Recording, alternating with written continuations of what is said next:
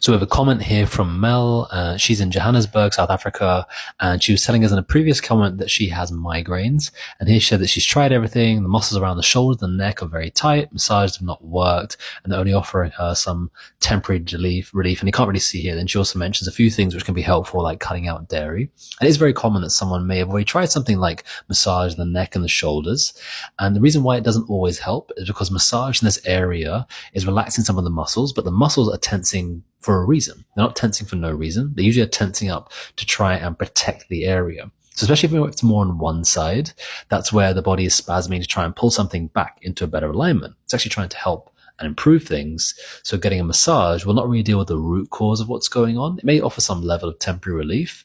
In some cases, it may even, to be honest, make it worse, because if it takes away the body's protection, then it's going to start to allow the body to move further into this area where it can put more pressure on the nerves, and it can maybe even intensify things like migraines, or for some people, dizziness can be more common if there's very vigorous massage into the neck and the shoulders. That's why for most patients, I actually would not advise a very intense massage in this area, unless, someone's like a pro athlete, like a boxer or an F1 driver. For most of us, we don't need a lot of work in this area. Usually it's about managing things like what's happening with the nerves and the joints, and also improving things ourselves in our own time, like our posture and our habits. Because if we're always like this, and we're always coming more forward, we're always looking at screens, we're always looking at phones, then it's more likely those muscles at the back are going to be pulled further forward. And as they pull forward, they will tense to try and come back.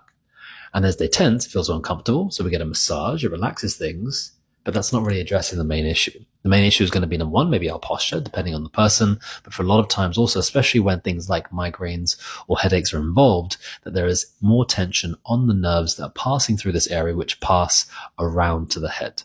So if that tension persists, then it can start to cause problems. For Mel, I can see, of course, that you mentioned you are in South Africa, in Johannesburg. Unfortunately, we are based in Singapore. We do have plans for our patients who are living overseas where they can come to visit us, and specialized plans just for these overseas patients.